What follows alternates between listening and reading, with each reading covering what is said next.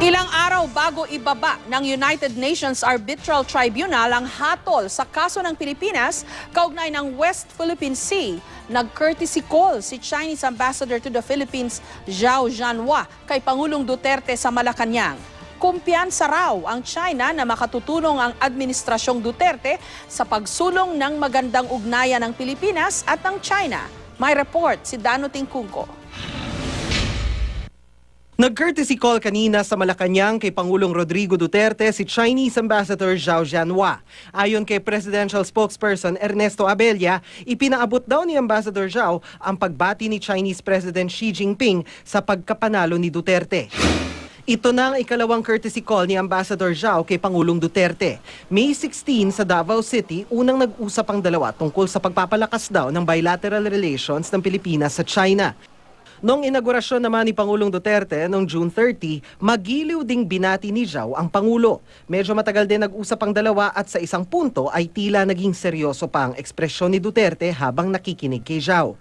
Kasamang tumanggap kay Zhao kanina si Foreign Affairs Secretary Perfecto Yasay. Ang pagbisitang ito nangyari ilang araw bago ang July 12 kung kailan inaasahang maglalabas ng desisyon ng UN Arbitral Tribunal sa isinampang kaso ng Pilipinas laban sa China kaugnay ng sigalot sa West Philippine Sea.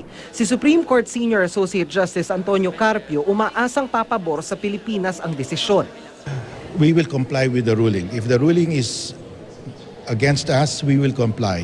Nauna nang sinabi ng China na hindi nila kikilalanin ang desisyon ng Arbitral Tribunal pero ayon kay Carpio, anuman ang maging desisyon, dapat mag-comply ang dalawang bansa.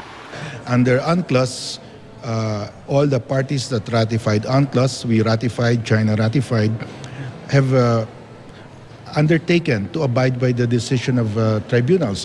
Kagabi, sa pagdiriwang ng 4th of July ng US Embassy, walang tahasang pahayag si Ambassador Zhao tungkol sa West Philippine Sea. Pero ayon sa China, patuloy raw na isusulong ng China ang pagkakaibigan at kooperasyon sa Pilipinas, gayon din ang bilateral talks. Question, are there preconditions before both countries could start talks? No. No precondition? No.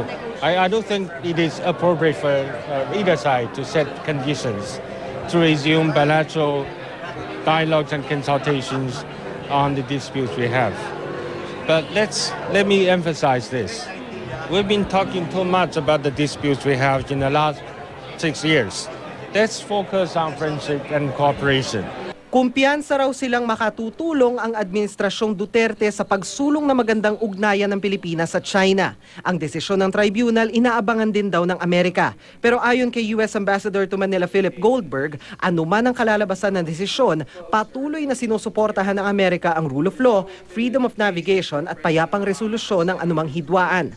We support the rule of law, freedom of navigation, the kinds of things that our two governments that most of the governments of the world support. So we'll look at the decision and see what it says.